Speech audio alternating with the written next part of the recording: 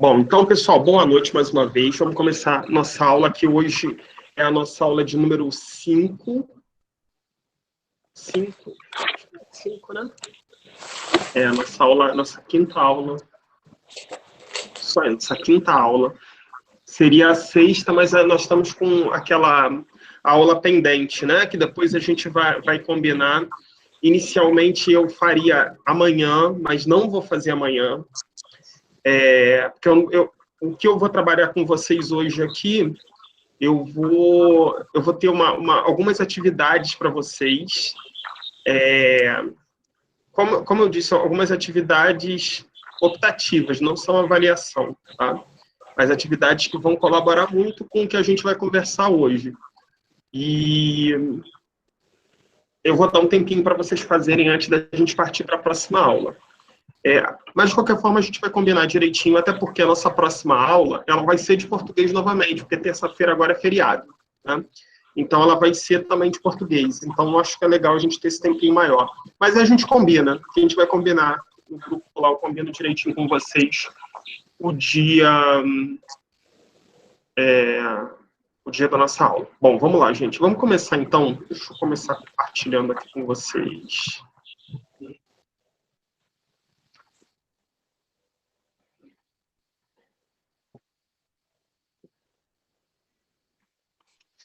Bom, vamos para nossa aula de língua portuguesa. A última aula, né, nós falamos de várias questões importantes que a gente tem que enfrentar na língua portuguesa. Na aula passada, inclusive terça-feira, embora seja de matemática, eu comecei a aula falando daquela atividade que eu passei da professora Valéria, né, do quadro, e do cuidado que a gente precisa ter em relação ao que nós escrevemos, né, ao que nós compartilhamos com os alunos. Os erros de português são normais, até mesmo entre professores de português, né? Professores de português, eles não são isentos de erros, mas a gente precisa ter uma atenção redobrada em relação ao que nós escrevemos, né? Mas, ao mesmo tempo, a gente tem que ter também o cuidado de entender que a língua escrita é uma coisa, a língua falada é outra. E que a gente também não deve exigir 100% de correção dos nossos alunos em todas as ocasiões, porque isso não é exigido nem da gente, né? Obviamente que tem algumas situações que a gente pode orientar os alunos. E essa talvez seja a melhor forma da gente trabalhar. Eu vou começar aqui já com uma provocação para vocês. E eu vou começar com essa frase aqui. Paulo Freire preferia trabalhar a visão de mundo do que conteúdos enciclopédicos. Eu queria que vocês falassem sobre isso daí que eu escrevi. O que vocês acham? Se vocês concordam, se vocês não concordam, se não era isso, ou se era isso mesmo e vocês também acham que é, ou se vocês não acham que não é. Eu queria ouvir vocês um pouquinho. Fiquem à vontade, não precisa ficar com timidez não, tá, gente? Se quiserem escrever também, lá nos comentários. Paulo Freire preferia trabalhar a visão de mundo do que conteúdos enciclopédicos.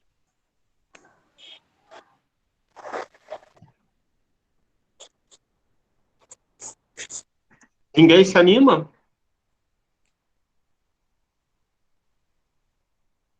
Professor, eu vou falar um pouco, apesar que eu não tenho muito conhecimento, que nem meus colegas, porque eu ainda estou fazendo curso de pedagogia. Aqui é uma troca.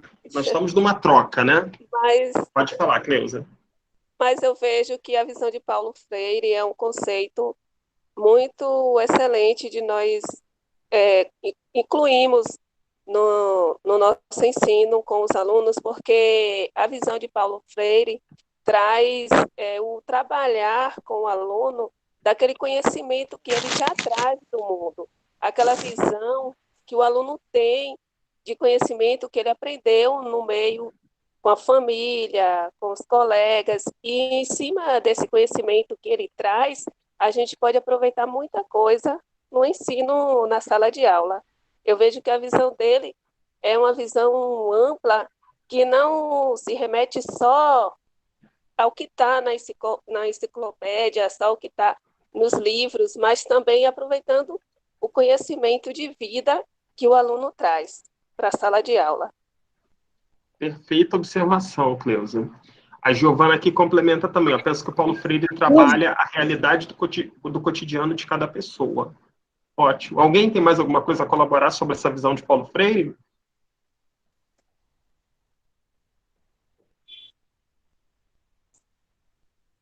Ninguém? É porque vocês não conhecem o Paulo Freire, é isso? Já ouviram falar de Paulo Freire, pelo menos, gente? Vocês não me assustem, não, hein? Porque eu já tô... Às vezes a gente fica assustado aí. A pessoa começou a se animar. Vamos ver aqui, ó. No texto Que Saudade da Professorinha, ele deixa bem claro isso. Legal, legal, muito bom. Assim, vocês não repararam nada de errado nessa frase aí, não?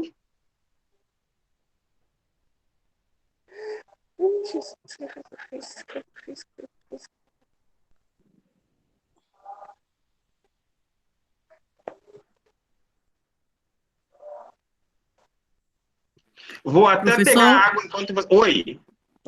na frase, não viu errado na frase? Na frase, como um todo. Esse finalzinho aí, professor. Qual finalzinho? Enciclopédicos. Enciclopédicos?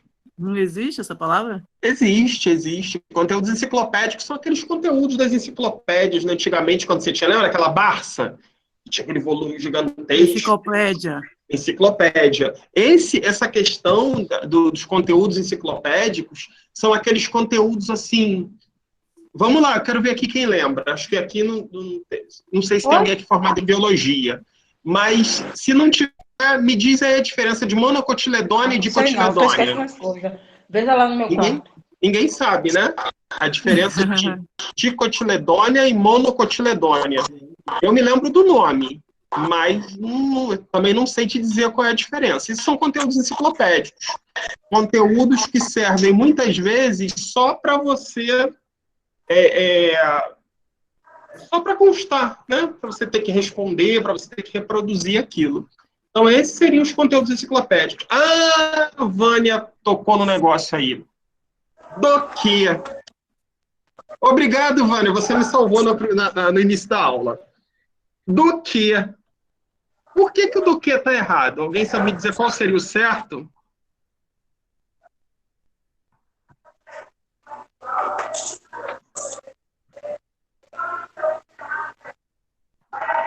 Que? A Vânia já viu que tem problema no do que. O verbo preferir pede... Exatamente. Pode abrir aí, Vânia, se quiser, preposição a. O verbo preferir pede a preposição a. A regência do verbo preferir. Então, a frase, a princípio, estava linda e maravilhosa. Só que aí, em relação a Paulo Freire, é isso mesmo. Só que existe um problema aí. O verbo preferir não é regido por do que. Quem prefere alguma coisa a outra, né? A gente ouve muito falar assim, vou até escrever aqui nos comentários, ó, eu prefiro banana do que maçã. Muita gente fala assim, né? Só que isso não tá errado, do ponto de vista gramatical, do ponto de vista da norma culta, a regência do verbo preferir não é essa. O correto seria, eu prefiro banana a maçã. O verbo preferir tem essa regência da preposição a. Então, você fala assim, nossa, mas fica estranho. Mas é a língua portuguesa. E essa que é a questão. Nós, enquanto professores, nós temos que estar atentos a essas situações, né? E aí, eu coloco para vocês aqui algumas regências importantes. Hoje nós vamos falar sobre regência. Regência e um pouquinho de concordância também. São duas situações importantíssimas. Eu vou falar para vocês que, enquanto professor de pós-graduação, que trabalhava com turmas de professores, Não estou falando de ensino médio, de ensino fundamental e nem de graduação. Estou falando de professores graduados já, que faziam pós-graduação. Os textos tinham erros de regência e concordância de ponta a ponta. A gente erra escrevendo concordância e regência, é normal, até porque tem muitas regências que são difíceis, tem algumas concordâncias que são complicadas, mas, assim, existem alguns tipos de regência, alguns tipos de concordância que são inadmissíveis da gente cometer erro dentro da nossa posição de professor. E aí, o grande problema nós temos que pensar no seguinte: imagine esses erros sendo cometidos em sala de aula. Aí que mora o problema, né? Então, eu coloquei aqui algumas regências importantes. Primeiro, a gente já começa com a regência do verbo preferir. O verbo preferir é um verbo bitransitivo, né? Então, olha ali como é que ficaria a frase correta. Eu prefiro doce a chocolate. Nossa, mas é estranho, eu prefiro doce a chocolate. É estranho porque a gente não fala o correto. Se a gente falasse corretamente, isso daí seria normal para a gente. A gente fala, eu prefiro isso do que aquilo. É errado, não existe essa regência. Eu prefiro isso a outra coisa. Isso, professor, sim. Mas na fala eu posso falar ou não? Olha só, depende de como você está, depende da situação em que você está. Você pode, por exemplo, se você vai escrever um bilhete para sua mãe, que está em casa, você pode escrever prefiro isso do que aquilo, não vai ter problema nenhum. A língua, o que a gente tem que ter em mente é o seguinte: a língua portuguesa existe uma norma padrão, uma norma culta. Essa norma culta, ela é própria para determinadas circunstâncias. Então, vamos supor que você está indo num emprego, né? Você está indo numa seleção de emprego e você tem que escrever uma redação. Você tem que usar a norma culta. Você vai usar a norma culta nessa situação, né? Não, assim, eu estou dizendo na fala. Por exemplo, eu falando com alguém... Vou chegar lá. Assim como em sala de aula, quando eu escrevo no quadro, eu tenho que usar a norma culta, porque eu estou demonstrando qual é a forma correta. A mesma coisa é em relação à fala. Se eu estou conversando aqui com um amigo meu, obviamente que eu posso falar, eu prefiro isso do que aquilo, não tem problema nenhum. Agora, imagina, você vai numa entrevista de emprego para professor de língua portuguesa e você solta uma dessa, a situação é: a gente precisa saber a norma culta e saber que existem circunstâncias para usá-la. Existem ocasiões em que ela deve ser usada. E existem ocasiões em que não precisa ser usada. Por exemplo, vou fazer uma palestra, né? Uma palestra e tudo. Eu preciso usar a norma culta. Não porque, senão eu não vou... Porque, lembra que a gente falou o sentido da linguagem? O sentido da linguagem, da língua, é a comunicação. Se eu consigo me comunicar, eu consegui o objetivo. Agora, quando eu estou fazendo uma palestra, eu não tenho o objetivo só de me comunicar. Eu preciso também deixar claro o domínio da norma culta. Então, existem situações e situações, tanto na língua escrita, quanto na língua oralizada. Agora, o que a gente precisa ter em mente, enquanto professores, nós precisamos dominar a língua culta, ainda que não usemos ela em todas as ocasiões, porque não tem necessidade de usá-la em todas as ocasiões. Intervalo do recreio lá, estou conversando com os meus colegas, eu não vou ficar usando a língua padrão, não vou ficar usando mesóclise, próclise, não sei, não tem necessidade disso. Mas eu preciso dominar a língua em determinadas ocasiões. E eu só domino a língua quando eu conheço a língua. Né? Então, assim, eu preciso saber qual é a regência do verbo preferir, para no momento em que eu precisar utilizar, eu saber qual é o certo. Mesmo que no dia a dia eu não use. Eu vou falar para vocês, eu não uso a regência do verbo preferir no dia a dia da forma que está aí. Não uso, porque é estranho. Né? É a mesma coisa que acontece muito. Eu falo, mas tem gente que não fala e também não é errado. Você chega no mercado, eu quero 300 gramas de presunto. Aí tem aquela, se a gente for seguir ao pé da letra, você pega um saquinho e enche de mato, né? 300 gramas. Porque aí você está falando de a grama, mato. O grama é a medida, então o correto é 300 gramas. Então, por uma questão de costume, eu peço sempre, me dá 300, 200, 400. Mas se alguém pedir 300, 400, não deu para entender que é isso. Será que, por acaso, o cara que está medindo vai encher de mato e vai dar para ela? Não vai. Ele sabe qual é o objetivo. Objetivo da linguagem, comunicação, foi atingido, perfeito. Agora, eu não posso chegar e falar, por exemplo, numa aula que eu estou dando para professores, eu começar a falar e dizer 200 gramas. Por quê? Porque é uma posição totalmente diferente. Eu saio da questão da normalidade, do dia a dia, do cotidiano, para uma questão que é mais formal. Então, o que você perguntou, Anete, na língua falada, eu também preciso usar a regência correta? Depende da ocasião. Assim como na escrita. Depende da ocasião. Ok? Ok. Bom, antes da gente prosseguir, eu só quero falar um pouquinho sobre essa questão da transitividade, da intransitividade, da bitransitividade, até para relembrar vocês. Só que antes eu vou pedir 30 segundos para vocês, porque eu esqueci de pegar minha água. Eu estou tossindo muito. Só um minutinho, gente.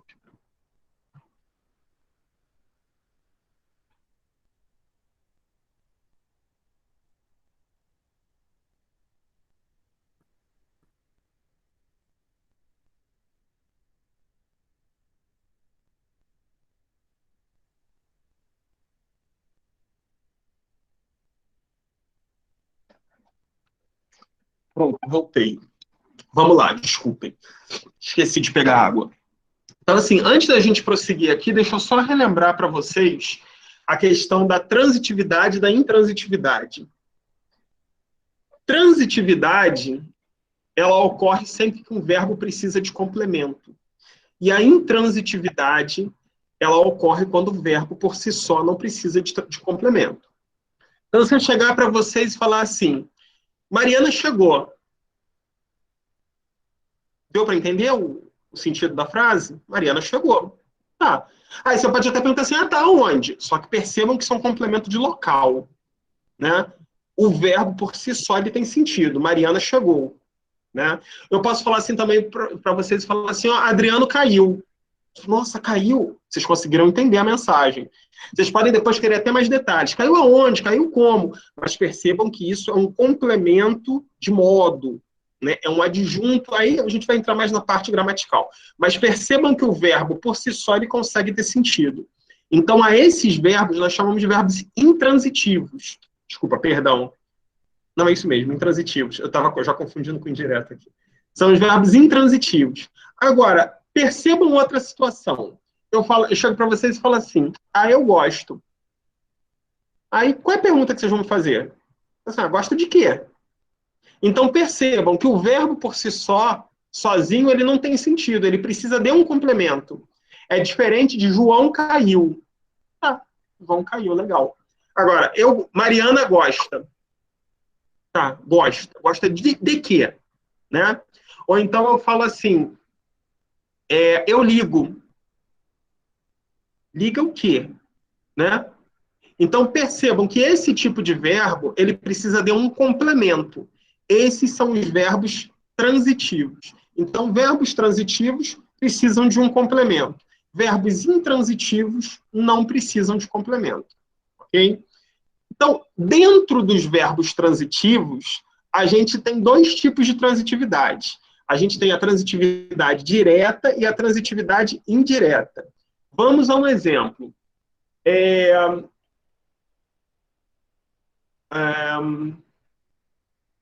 Quero usar um verbo que eu não tenho usado. Eu escrevi. Não. Vou usar um outro verbo. Pode ser eu ligar ou não botar um ligar mesmo. Fábio liga. Mas, assim, liga o quê? Né? O quê? Ele liga a televisão.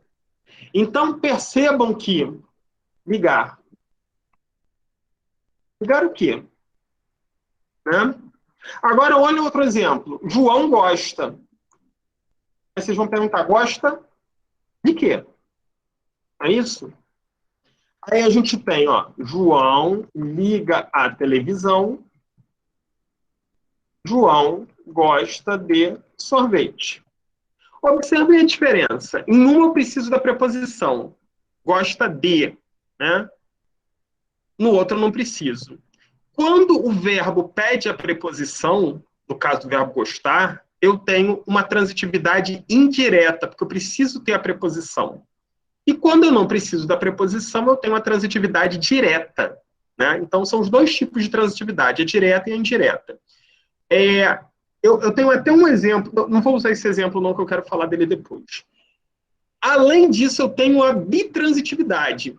Bitransitividade é o verbo que pede os dois tipos de complemento, direto e indireto. E o verbo preferir é um exemplo disso. Eu prefiro... Aí você vai falar assim, você prefere? Prefere o quê? Ah, eu prefiro doce. Ah, legal. Mas você prefere doce a quê? Ah, eu prefiro doce a chocolate. Então, percebam que esse verbo, ele tem os dois tipos de complemento. Ele pede os dois tipos de complemento, o direto e o indireto. Né? Então, esse tipo de verbo é chamado de verbo bitransitivo, ou verbo transitivo direto e indireto. Tá? Então, a regência, ela se baseia nesses conceitos de transitividade direta, indireta ou bitransitividade. Então, vamos voltar agora. Feito esse parêntese, vamos voltar aqui às situações de regência. Regência do verbo preferir. Ele é bitransitivo. Eu prefiro doce a chocolate. Aí, alguns detalhes. Isso daqui eu acho importantíssimo. Vocês devem ter ouvido, devem ter falado muitas vezes assim, gente, eu prefiro muito mais estudar português do que matemática. Eu prefiro 1000 vezes viajar do que ficar em casa. Não tem isso? Isso não existe. O verbo preferir não pede esse tipo de reforço. Não existe esse tipo de reforço. Então, olha o que está escrito aí. Ó. Segundo a linguagem formal, a norma padrão, a norma culta, é errado usar esse verbo reforçado pelas expressões antes, mais, muito mais, 1000 vezes mais. Então, por exemplo, nunca use prefiro 1000 vezes viajar a ficar em casa. Isso não se usa na norma culta. O correto é prefiro viajar a ficar em casa. Não se usa prefiro 1000 vezes, prefiro muito mais, prefiro antes isso do que aquilo. Não existe.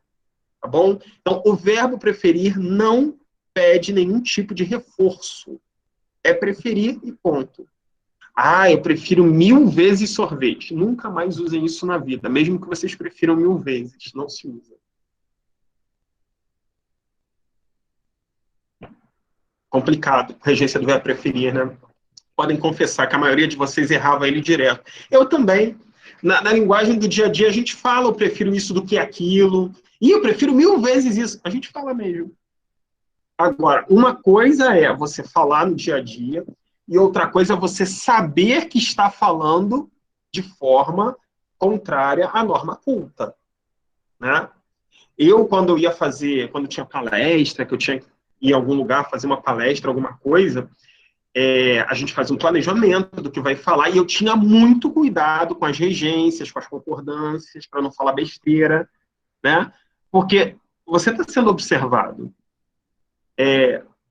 Quando eu tive uma experiência de trabalhar em secretaria de educação. Eu fui subsecretário municipal de educação, fui secretário adjunto, e assim, dentro do município, todos os professores me conheciam, porque eu era referência dentro da secretaria, mas eu não conhecia todos. Então, assim, o que eu falava, todo mundo ouvia. Né? Então, você fica como a besteira que você fala amplifica. Pensem que o professor é a mesma coisa. Você está ali na frente e o que você falar vai ser amplificado. Ok? Então, por isso que eu falo sempre para vocês. Não é que nós vamos falar perfeitamente, que nós vamos ser maravilhosos. Tudo. Não. A gente só tem que ter cuidado com o que a gente fala e com o que a gente escreve, principalmente. antes de falar das outras regências, eu vou dizer até uma coisa que eu disse hoje para um aluno aqui da graduação, que eu sou tutor da graduação aqui. Eu sempre falo assim, leia o que você escreve. Se você ler o que você escreve, a chance de você errar, ela diminui enormemente. Ok? Outra regência bem complicadinha. Complicadinha não, ela é muito simples, mas a gente erra muito. Regência do verbo namorar. E fulano está bem namorando com fulana. Não existe. O verbo namorar ele é transitivo direto, ele não pede preposição. Então, Marina namora Antônio. João namora Marcela. Eduardo namora Judite. Não é namorar com, é namorar só. O verbo namorar ele é transitivo direto, ele não pede preposição. Ok?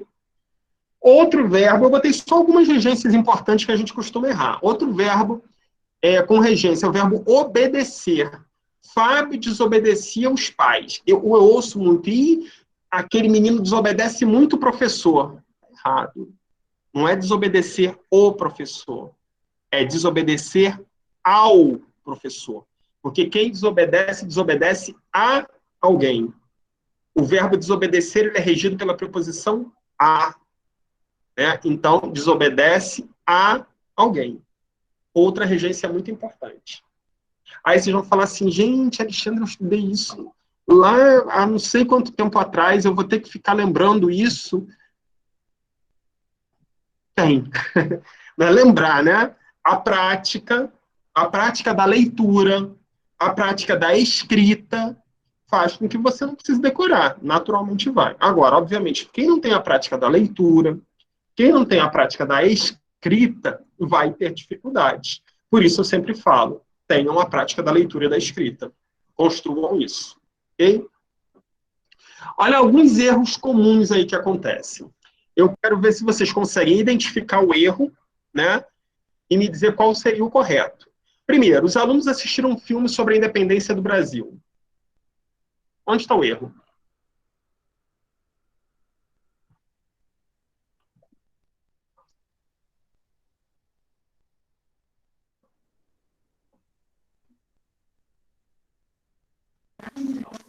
Ah, Aonde? não é? Os alunos assistiram um filme sobre independência do Brasil. Não aí. Não? Não. O que acontece aí, o problema é a regência do verbo assistir. O verbo assistir, dependendo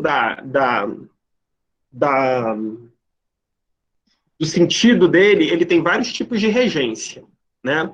Então, observe o seguinte, os alunos assistiram um filme sobre a independência do Brasil. Esse assistir aqui é no sentido de ser espectador, né? Nesse sentido, o verbo assistir ele é transitivo indireto. Então, o correto é os alunos assistiram a um filme sobre a independência do Brasil. Ele é transitivo indireto no sentido de ser espectador. Agora, eu também posso usar a seguinte construção. O médico assistiu o doente na noite de hoje. Esse assistir é no sentido de dar assistência, né? Dar assistência. O médico assistiu o doente. Não é que ele ficou sentado sendo espectador do doente, não. Ele deu assistência ao doente. Assistir. Nesse caso, é transitivo direto. Então, assistir transitivo direto, sem complemento, assistiu o doente. É no sentido de dar assistência. Então, ainda tem isso. O mesmo verbo pode ter dois tipos de regência, dependendo do sentido dele. Neste caso aqui, os alunos assistiram a um filme sobre a independência do Brasil. Aí você fala assim, não podia ser ao filme? Não, não pode ser ao filme, porque aqui está um filme. Se tivesse assim, os alunos assistiram o filme sobre a independência do Brasil, concordo com vocês que seria ao, porque o A com o O ficaria ao. Mas não tem O aí. O correto seria os alunos assistiram a um filme sobre a independência do Brasil. Ok? Segunda frase, onde que está o erro? Chegaram no local indicado com meia hora de antecedência.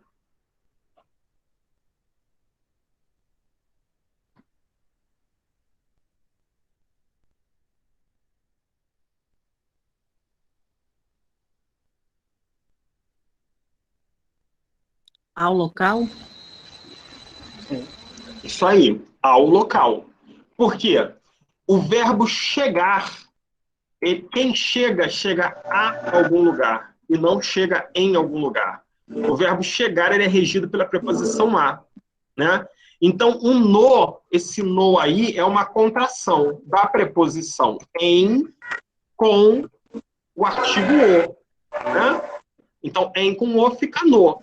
Só que aí o correto não é chegaram no, é chegaram ao. Quem chega, chega a algum lugar. Chegaram ao local indicado com meia hora de antecedência. Ok? Terceira. Onde está o erro da terceira? Esqueci do meu material. Esqueci meu material. Tirar esse dó, né? Exatamente. O verbo esquecer, ele é transitivo direto, né? Ele não pede preposição. Esqueci meu material. Agora, se tivesse assim, ó, se ele fosse pronominal, seria transitivo indireto. Esqueci-me do meu material. Aí sim seria, aí teria o do meu material. Tá? Então percebam a diferença. Quando o verbo é pronominal, ou seja, tem o pronome ali, né, no finalzinho, a partícula pronominal, ele é transitivo indireto. Esqueci-me de alguma coisa. Agora, se não tem, se é só o verbo esquecer, ele é transitivo direto. Esqueci meu material. Ok? E a última, os professores aspiravam melhores salários. Onde que está o erro disso aí? Os professores aspiravam a melhores salários? Exatamente. O verbo aspirar é outro também que, dependendo do sentido, ele tem as suas diferenças. E ele tem o sentido de... Se ele tem o sentido de aspirar, ele é transitivo direto. A menina aspirou o aroma das flores. Nesse caso, ele é transitivo direto. Aspirar no sentido de sentir o cheiro, inalar, transitivo direto. Agora, se ele tem o sentido de desejar, ele é transitivo indireto. Então, eu aspiro a um cargo melhor. A um cargo melhor. Regido pela preposição a. Né? Então, aqui a gente tem, os professores aspiravam a melhores salários. Uma perguntinha de nada. Os professores aspiravam a melhores salários. Esse A tem crase?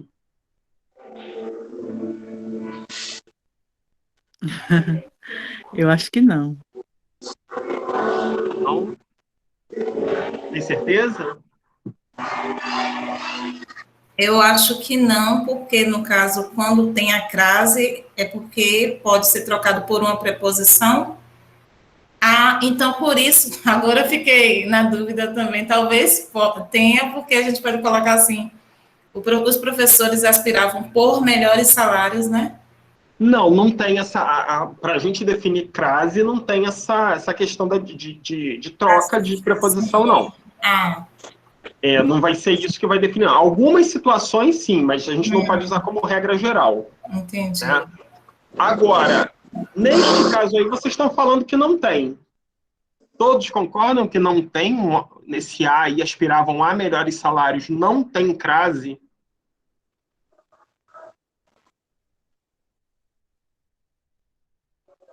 Cri, cri, cri, cri, cri. E aí, gente? Eu tenho dúvida em crase. Bom, esse tipo de exemplo aqui a gente não pode ter dúvida. Porque não existe crase na frente de nomes plurais. A menos que a preposição também esteja no plural. Né? Então, aspiravam a melhores salários. Esse A não pode ter crase nunca. Primeiro, não existe crase na frente de nome masculino. O salário é masculino. Já morria por aí. Segundo, se tivesse melhor salário, se ainda podia até pensar, mas é masculino, mas ainda assim, mas está melhores. Né? Então, sem possibilidades. A crase aí não existe de jeito nenhum. Ok? De jeito nenhum. Professor, Sim. eu queria tirar uma dúvida, porque normalmente eu sempre falo assim com meus alunos, Gente, em um momento que eu vou ao banheiro, eu tô errada? Eu tenho que falar como eles, que eles falam, vou no banheiro. Eu sei que Não, ao contrário. Você está correta. Quem vai, vai a algum lugar. Você tem que então falar vou ao banheiro. Não é também. porque, assim, qual é o correto? O correto é vou ao banheiro. Ah, mas meus alunos falam vou no banheiro. Tá, mas isso daí não tem nada que você não possa. Tá? É aquilo, é o reforço positivo. Vou ao banheiro, vou ao banheiro. Daqui a pouco eles estão falando correto, vou ao banheiro. A gente não está pedindo nenhuma construção, né? Olha que coisa diferente. Não, é uma simples mudança de preposição. Inclusive, eu, no seu caso, eu até faria a correção. Ó, a professora, eu vou no banheiro.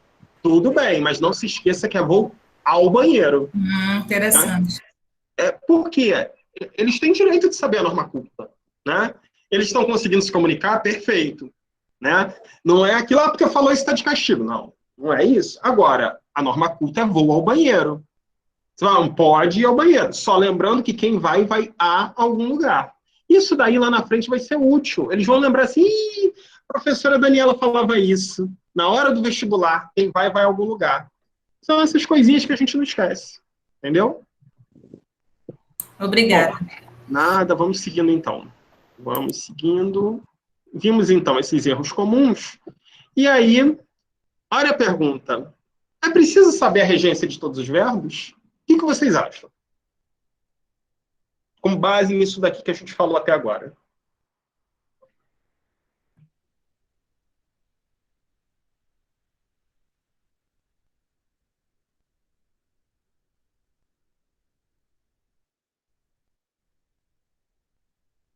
Não. Mas alguém acha que sim? Eu queria ver, porque assim, colocaram que não. Né? Alguém acha que deve saber? Queria ver um contraponto. Né?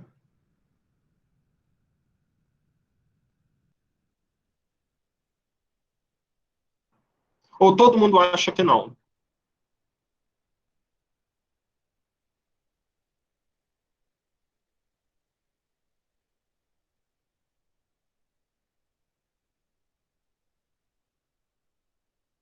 Ih, pessoal está lento, né? Se comer alguma coisa, beber algum chazinho, vocês estão lentos hoje. De alguns, sim. A questão é a seguinte. A gente não vai saber a regência de todos. Precisa, mas você está falando, você acredita que não. Porque assim, não adianta também a gente achar que a gente vai saber a regência de todos os verbos, que a gente não vai saber.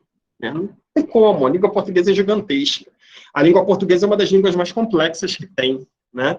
É muito complicado. Agora, nós precisamos saber a regência do maior número de verbos que a gente souber. Né? O maior número de verbos possíveis. Pelo menos os principais. Né? Agora, como é que a gente sabe isso? Então vou pegar a gramática, vou ficar decorando? Não, eu volto ao que a gente já falou. A gente só consegue fazer isso lendo. Nós precisamos criar um hábito de leitura. Né? O hábito de leitura é fundamental. Antigamente, eu lia muito mais do que eu leio hoje. Muito mais do que eu leio hoje, mas eu sei que eu preciso ler mais. E mesmo assim, dificilmente eu fico um mês sem ler um livro. Eu não estou falando livro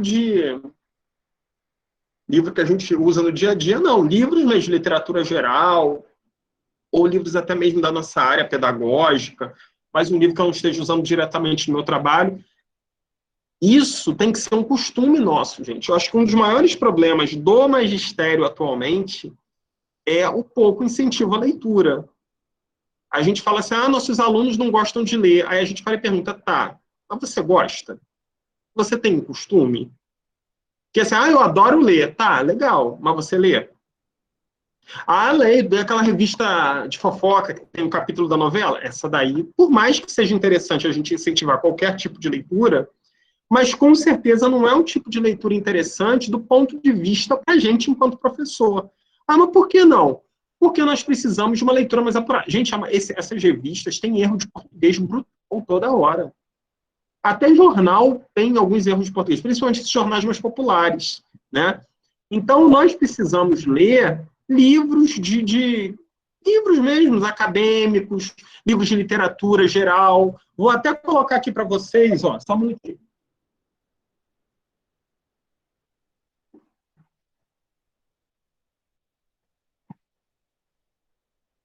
vocês falarem assim, Alexandre é engraçado, ele fala que, não, que tem que ler, mas ele mesmo não lê nada. Aqui, ó. Aqui são os últimos que eu estava lendo. Percebam como são coisas que não necessariamente são do mesmo tipo, né? da mesma área. Né? Ó, o primeiro é um livro da minha área, ó, Educação de Jovens e Adultos. É um livro acadêmico, do Valdo Barcelos. É um livro pequenininho, muito legal, da área mesmo, perfeito. O segundo, isso daqui eu li na época da minha faculdade, em 1925, brincadeira, há muitos anos atrás, ó, Contrato Social, de Rousseau. Aposto que vocês leram isso na graduação, até no ensino médio. Contrato Social de Rousseau. Se não leram, leiam agora. Livro básico para quem trabalha com ciências humanas. Educação Integral no Brasil, do Gadotti. Livro clássico para quem quer conhecer alguma coisa de educação integral. Pequeno Manual Antirracista, de Jamila Ribeiro. Perfeito. Leitura super rápida, vocês conseguem ler isso daqui em 3, 4 horas. Pequenininho, livro de bolso. Livro no Brasil é muito caro. Isso daqui você compra por R$19,90. Né? Então não tem desculpa para isso. Por mais que R$19,90 seja caro nos dias de hoje. Olha Rousseau de novo. A Origem da Desigualdade entre os Homens. Percebam como é que os livros, cada um falando de um assunto. A Morte da Verdade. Esse livro eu até citei, acho que eu citei para vocês em outra aula, né? Da Michiko Kakutani. Não foi para vocês, não, foi para uma outra turma. Livro que fala sobre a nossa realidade atual. Gente, a gente precisa ler. A gente precisa ler. Sabe por quê? Às vezes, quando você está escrevendo alguma coisa, aí bate aquela dúvida em relação à regência. Aí você fala, não é assim não. Porque eu me lembro que no livro tinha esse verbo e a regência era outro. Né? Então, tenham muita atenção em relação a isso. Tá? A leitura ela é fundamental para isso. Maria Luísa, a apresentação não está aparecendo aí para vocês, não? Só falar sobre a revista. Professor, eu quero falar uma coisa. Esse ponto que o professor está falando, né, sobre a leitura, o professor ter hábito de leitura, mesmo que não seja com tanta frequência assim, né, um livro por mês, mas é importante que nos dias atuais eles fazem o incentivo da leitura em um projeto, né? Aí, por exemplo, projeto de leitura, aí pronto, aí todo mundo pega um livro, todo mundo incentiva, mas assim que termina aquele projeto, não há mais incentivo da leitura. O professor não ia pedir aos alunos para ler um livro, né? E é importante que o professor seja essa referência, pedir, mostrar que gosta de leitura, isso é de extrema importância, porque os alunos vêm, eu comprei um livro, aí você dizer, nossa, qual foi o livro? Mostrar interesse em saber qual foi o livro. Isso mostra, assim, que eles têm prazer de dizer, a professora gosta de livro, então eu estou sempre mostrando que eu estou lendo, né? Perfeito, perfeito. E quer ver um outro exemplo? Eu me lembro com os alunos, engraçado, né? Com os alunos pequenininhos a gente faz isso, depois a gente vai abandonando. Eu me lembro, quando eu era coordenador pedagógico lá na escola lá do Rio que eu trabalhei, nas turminhas menores tinha o cantinho da leitura. Então, lá no cantinho da sala ficava um montinho era gibi na época, nem sei se mais existe gibi. Ficava aquele monte de gibi lá, e eles podiam a qualquer hora levantar lá, pegar, e tinha umas cadeirinhas, eles sentavam e ficavam lendo, né? Aí, engraçado, o tempo vai passando e some isso. Aí, como a Thelma falou, não, vai ter a semana da leitura, vai ser um projeto. Aí depois não se fala mais nisso, como se fosse só naquele momento. Como se fosse só uma coisa para cumprir ali, tem que fazer isso. Então, vamos fazer, pronto, acabou. A leitura, ela devia ser desenvolvida semanalmente, não vou dizer diariamente, ou diariamente também, mas assim, de livro, semanalmente falava. Eu me lembro, na minha época, ensino fundamental, eu estudei numa escola muito tradicional. Com certeza, algumas pessoas ficaram traumatizadas. Eu fui um caso à parte, eu não fiquei, mas muita gente deve ter ficado, porque era assim. Não sei se vocês lembram da coleção Vagalume, da editora Ática. Essa era famosíssima, né? Tinha Éramos Ceias, Caso da Borboleta Tire, Escaravelho do Diabo. Que maravilha, aquela coleção era maravilhosa. E a minha escola fazia assim, a professora de português, Dona Glória, professora maravilhosa, tradicionalíssima, mas maravilhosa. Tinha lá no início do ano, livro do mês de março, tal. Livro do mês de abril, tal. todos os meses tinha um livro e a gente fazia prova do livro. Prova do livro. Isso, assim, acaba sendo a leitura como uma obrigação. Para mim era maravilhoso, porque eu gostava de ler já. Mas para quem não gostava, aquilo era uma tortura, né? Então, assim, existem outros meios da gente fazer isso, né? Como, por exemplo, por que a gente não faz assim, gente, vamos fazer um livro por semana. Cada um vai ler um livro e depois que lê o livro, apresenta, conta a história pra gente. Quem for mais tímido e não quiser contar, pode fazer um desenho, pode fazer alguma coisa. Então, percebam como é que você Professor? vai... Sim.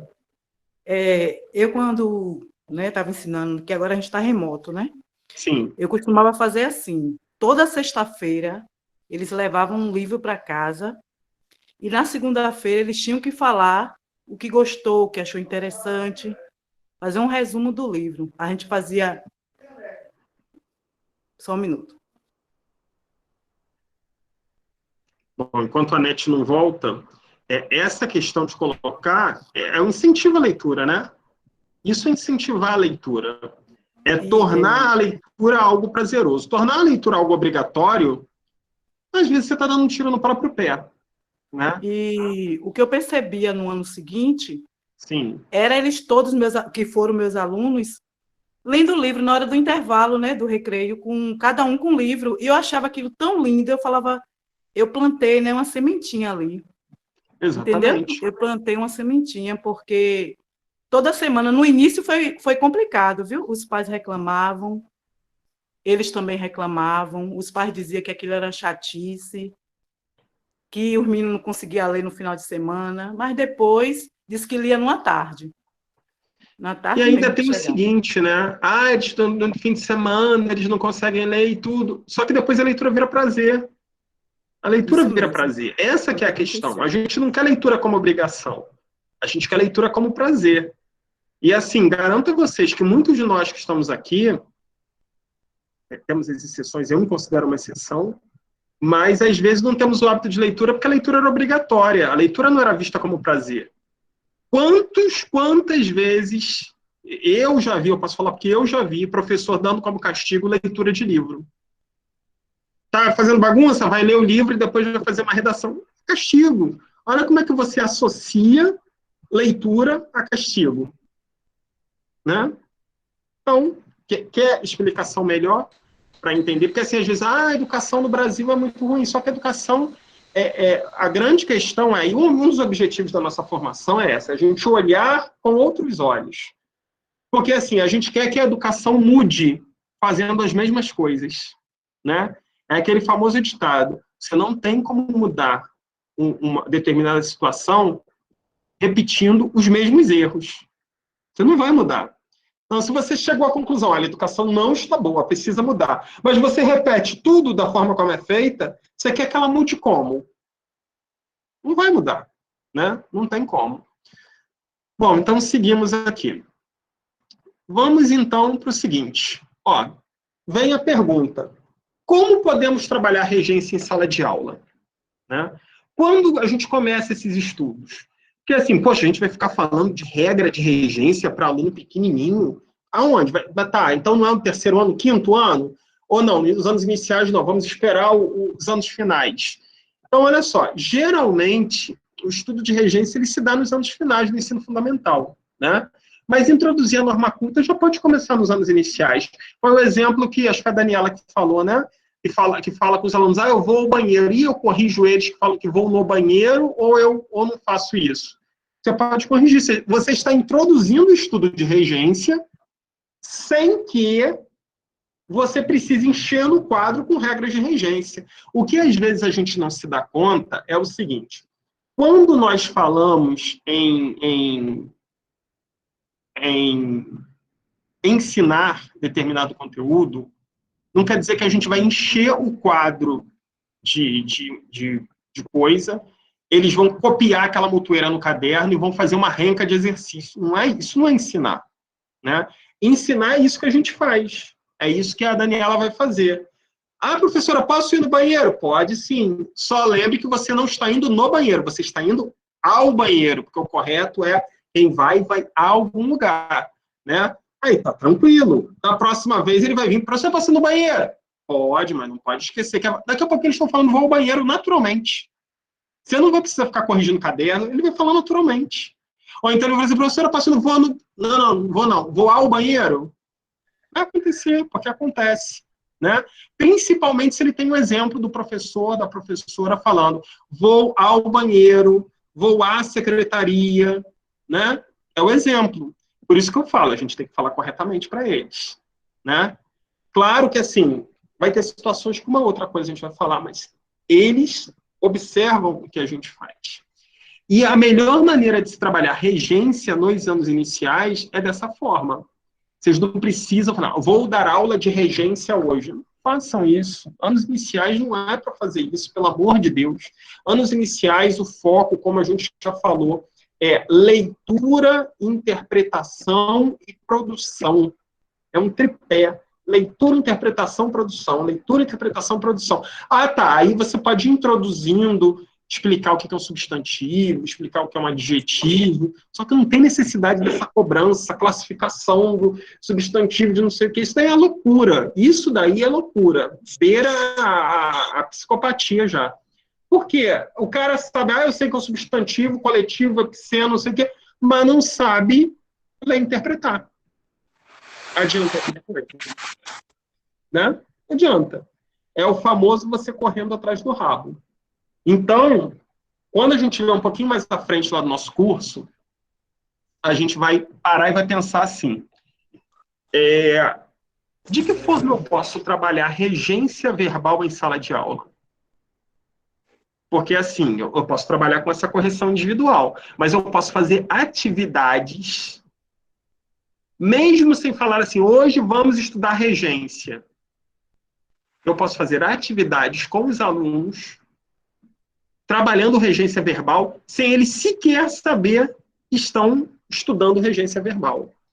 Porque o melhor, quando a gente estuda determinados conceitos, é você estudar sem saber sequer o tema que você está estudando. Principalmente se isso tem uma aplicação prática. Né?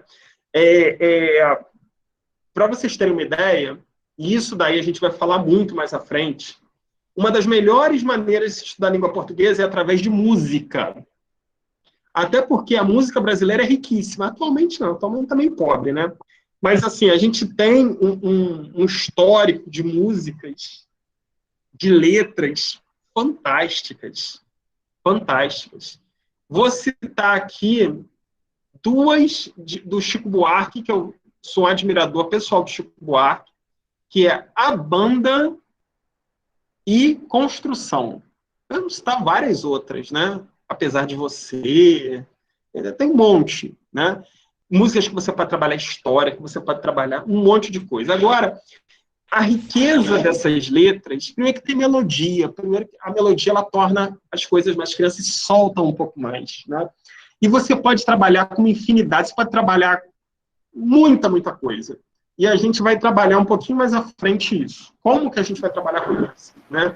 E como a gente vai inserir conteúdos que, a princípio, parecem muito complicados, mas a gente pode tornar muito simples no ensino fundamental nos anos iniciais, principalmente. Claro que nos iniciais a gente adapta para os anos finais facilmente, né? O nó fica ali nos anos iniciais, como começar. Ok? Sim. Uma dificuldade que eu vejo muito grande nos alunos é na transformação, né? Quando é passar as frases do singular para o plural. Principalmente quando a gente está falando de que vai para ação, né? E aí eles têm essa dificuldade. Eu sei que, assim, eles são segundo ano, né? Minha turma são alunos de segundo ano, mas que eu já trabalho essas frases, eu não sei se eu estou errada em trabalhar essas frases dessa forma, no caso tradicional, se existe algum método, né, que possa fazer com que eles entendam melhor isso, porque por mais que eu explique ali, eles façam a atividade, eu sei que na hora de uma prova eles vão fazer com dúvidas. Bom, é o assunto que a gente vai falar agora, ó. Não, nesse daqui não. Vou te responder, Daniela. Deixa eu só concluir aqui, ó. É preciso, entretanto, ter cuidado para não transformar o ensino de regência em obsessão, né? achar que ficar obcecado com o aluno falando, não é esse o caso. Agora, isso daí que a Daniela acabou de falar, a gente vai falar agora, ó. Vamos falar de concordância? Que isso que a Daniela está falando é concordância, né? Eu tenho uma frase, eu quero passar para o plural. E eles têm muita dificuldade, né? Isso daí está ligado não apenas à concordância, mas principalmente por questão verbal, né? Pela identificação das pessoas. Primeira pessoa, segunda pessoa, terceira pessoa. Então, assim, se a sua turma erra muito, talvez seja o caso de, primeiro, identificar. Será que eles conhecem as pessoas verbais? Quem é a primeira, quem é a segunda e quem é a terceira? A segunda a gente quase não usa, né? Mas será que eles conhecem as pessoas verbais? Né? Porque se não conhece a pessoa verbal, vai errar. Vai errar. Tranquilamente vai errar. E normalmente na escola a gente trabalha o verbo depois de trabalhar o singular e plural. Pois é, aí a gente quer que o aluno domine isso. E assim, a primeira coisa é conhecer as pessoas verbais. Quem é a primeira pessoa que é assim? Mas você não precisa fazer assim, olha, essa daí é a primeira. Eu me lembro que na minha escola era assim. Primeira pessoa do singular. Não precisa fazer isso. O que você precisa, o que o aluno precisa saber é quem são as pessoas. Quem é a primeira, quem é a segunda e quem é a terceira. Né? Em que caso cada uma está aplicada. Porque quando ele identifica, e aqui a primeira, eu estou falando assim, primeira pessoa, não quer dizer que ele vai pensar assim, né? Mas se ele vê assim, e aqui é o eu, ou seja, a primeira pessoa, ele vai saber que no plural, eu mais alguém significa nós. Então, é a primeira pessoa do plural. Então, assim, existe uma regra não, uma ordem para que a coisa se desenrole com mais facilidade. Você começa ensinando o plural de palavras soltas. Regras básicas de plural. Legal, perfeito. Só que antes de você ensinar a construção de uma frase do plural para o singular, ele precisa saber o que é pessoa, que são as pessoas verbais, e flexão verbal. Depois disso, ele faz a construção. Se ele não souber, ou você não ensinar ao mesmo tempo, você vai ficar chovendo no molhado. Você vai ficar água mole em pedra dura, vai furar um dia, mas você vai ter muito trabalho. Né? Então, assim, é a questão. Eu tenho que ensinar agora? Então tá, pessoal, olha só. Vamos observar aqui. Maria está... a gente pode fazer aqueles quadrinhos assim, das pessoas verbais. Eu, tu, ele. Esse tu a gente põe bem pequenininho, porque o tu a gente não usa em grande parte do Brasil, né? Mas no Sul o pessoal ainda usa muito tu. Mas no restante do Brasil a gente não usa o tu, pelo menos da forma como ele deveria ser usado. No Rio se usa o tu errado, como o você, né?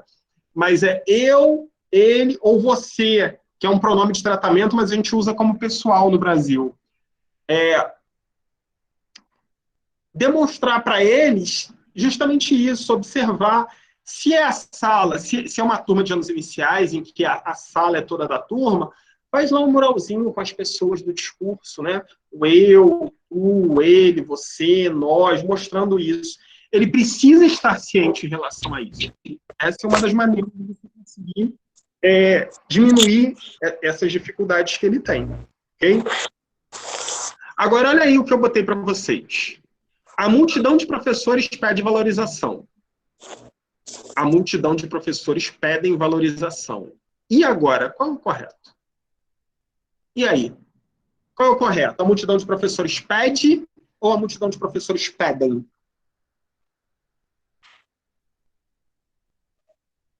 E aí? Eu não tenho certeza, professor, mas, assim, eu deduzo que poderia ser a primeira, né? A multidão de professores pede valorização pela multidão, no caso, que está sendo uma palavra que está colocando a quantidade, né? Já, tipo, resumindo, né? Colocando no coletivo, né? Isso. Então, quando... Eu não sei a segunda, né? Oi, Anete? A segunda? Eu pensei na primeira, mas eu posso estar errada, eu devo estar errada. Pedem, porque está no plural, não? Vocês dois estão certas, porque os dois casos estão corretos, a gente pode usar os dois, tanto no singular quanto no plural. Neste caso, a gente pode usar os dois porque a multidão está definida, né? A multidão de professores. Se tivesse só a multidão pede valorização, aí tinha que ser pede, né? Porque vai concordar com o sujeito. O predicado sempre concorda com o sujeito. Agora, quando a multidão é definida, a multidão de professores, a multidão de funcionários públicos, quando a multidão ela é definida, você tanto pode usar o plural quanto o singular, tá bom? Então, nesse caso aí, as duas são corretas. Então, observe como é que concordância também tem uma série de regras. Essas eu digo para vocês que tem mais até regras do que as regras de regência, porque as regras de regência, grande parte delas a gente intuitivamente sabe, porque nós falamos língua portuguesa desde que a gente nasce, né? Agora, a concordância, às vezes, tem umas concordâncias que a gente fica, e agora? Como é que é? Né? Então, observem aqui, ó. Primeiro, vamos relembrar que concordância verbal é a relação estabelecida de forma harmônica entre o sujeito e o verbo, né? As regras de concordância devem ser trabalhadas desde o início do ensino fundamental. A Daniela estava fazendo ali, que ela fala com os alunos, é concordância verbal, né? Mesmo que os alunos não estejam cientes de que eles estão estudando concordância verbal com esse nome, mas isso é concordância verbal. É a maneira de associar o sujeito com o verbo. Aí eu coloquei 3 exemplos aqui de concordâncias que são muito comuns no dia a dia e que às vezes a gente erra. Primeiro são os coletivos partitivos, né? Nesse caso aí, observem a frase aí.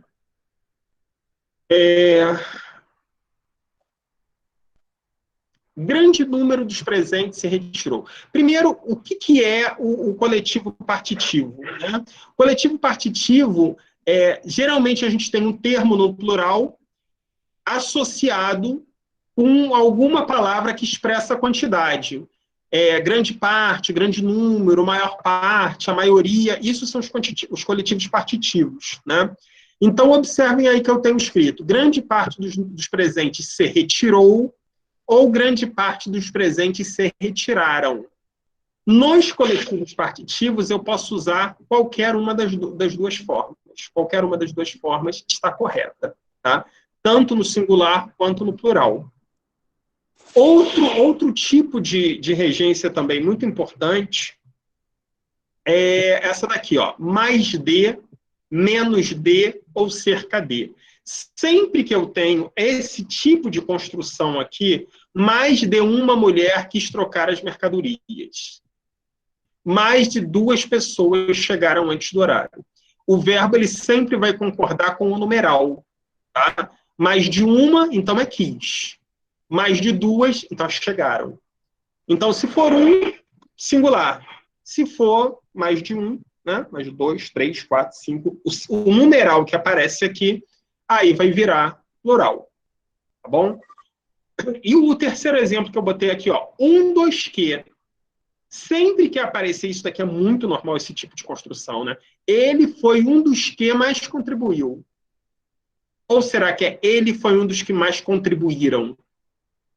Que mais contribuiu ou que mais contribuíram? Quando eu tenho essa expressão um dos que, eu posso usar qualquer um dos dois. É optativo, tá? Então, tanto no plural quanto no singular. Ele foi um dos que mais ele foi um dos que mais contribuiu ou ele foi um dos que mais contribuíram. As duas formas são corretas. Eu vou disponibilizar para vocês, não garanto que vai estar, hoje não vai estar, não vai ter como. Mas amanhã, não garanto amanhã, mas se não for amanhã, até sábado vai estar. Eu vou colocar lá no Google Classroom uma listinha com as regências principais, né? Com algumas regrinhas de concordância. Isso daí não é para você, não fique, vai fazer prova disso. Não, a gente não está na escolinha do Tia Alexandre, não. Isso daí é para que vocês tenham um meio de consulta quando vocês precisarem, tá?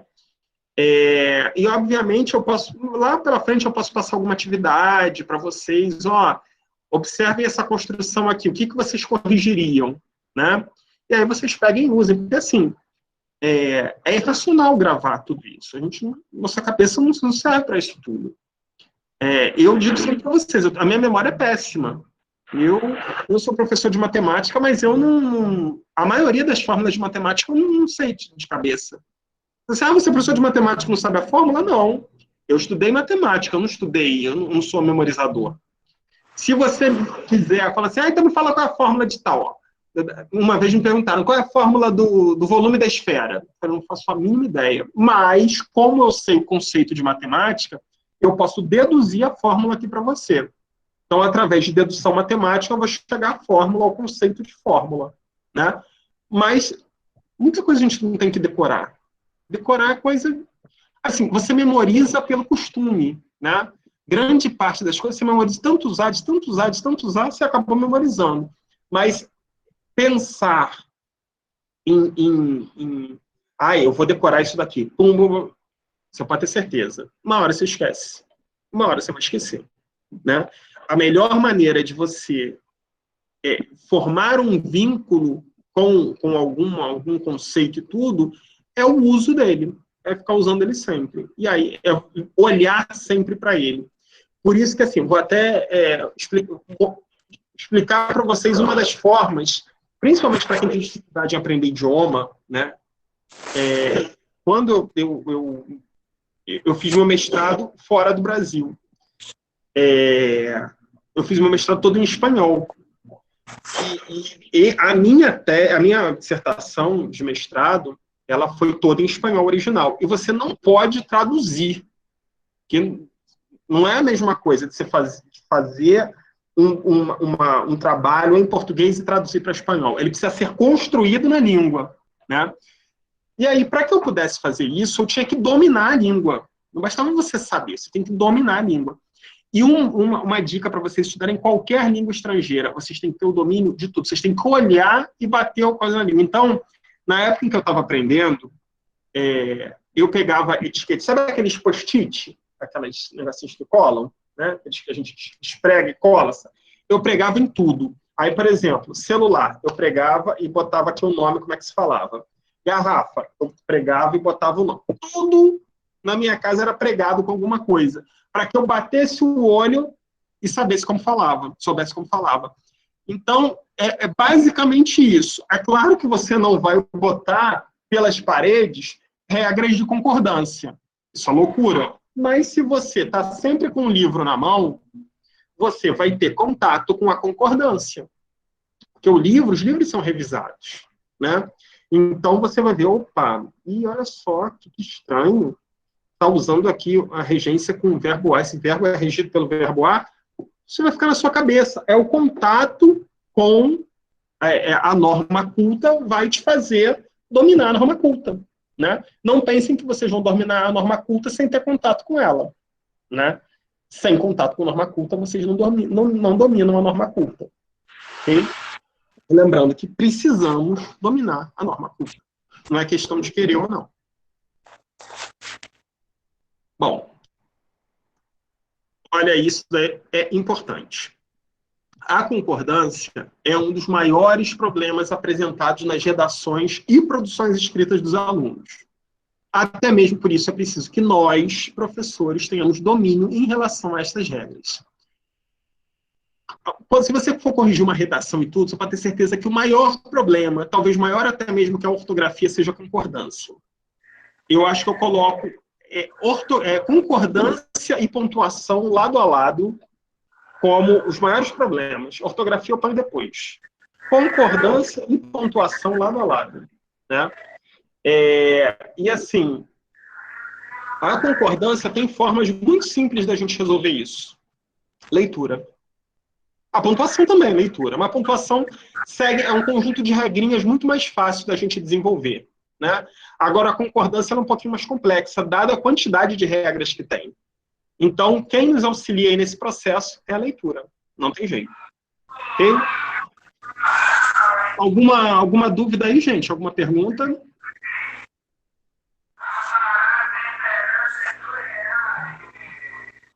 Bom, Eu terminei aqui a nossa apresentação de hoje, nossa aula de hoje. Hoje vocês estavam muito tímidos, falando muito pouco.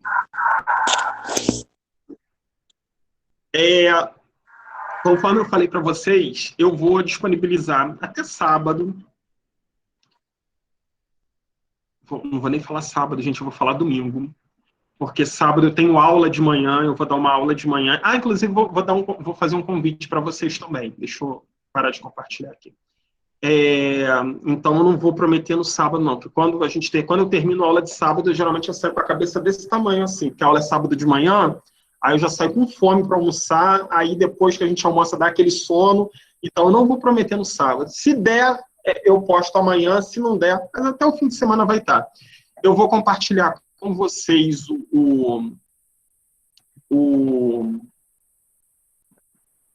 Ih, gente, qual o nome? Eu vou compartilhar com vocês a listinha com regras básicas de regência, tá? Regras básicas de regência, regras de concordância verbal, para que isso sirva para vocês como uma maneira de consulta mesmo, tá? Não tenho a função de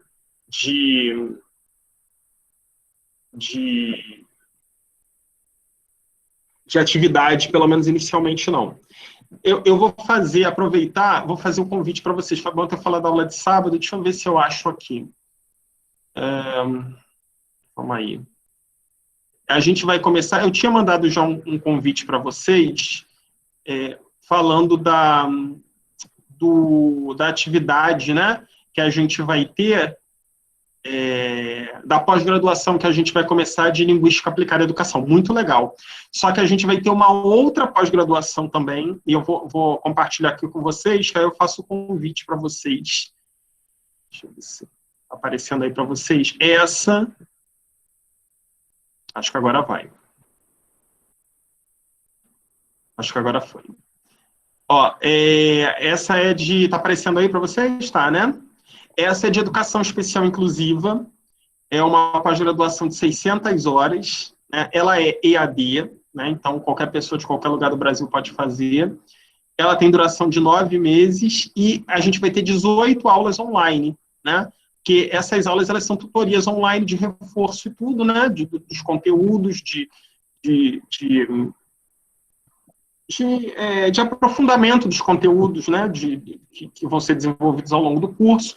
A gente vai ter algumas palestras de alguns professores, excelentes professores especialistas na área de educação especial inclusiva, vão estar participando também. E essas tutorias, elas serão aos sábados. Mas eu acho que a gente vai ter também um dia da semana à noite, né? Isso vai depender do número de alunos que a gente tiver das turmas, mas aos sábados eu sei que a gente vai ter. E a gente vai começar no dia 2 de outubro, que a gente vai ter a aula inaugural. Então, depois eu vou botar lá no grupo também, para quem tiver interesse, eu vou botar lá no grupo e boto o link também para inscrição. Lembrando que as aulas começam em outubro e o primeiro pagamento também é só lá para outubro, não é para agora não, tá bom? Depois eu vou confirmar, mas acho que o primeiro pagamento é só 10 de outubro. Fica o convite para vocês. Essa vai ser muito legal, porque educação especial é um tema que nós precisamos dominar. Qual o valor, professor?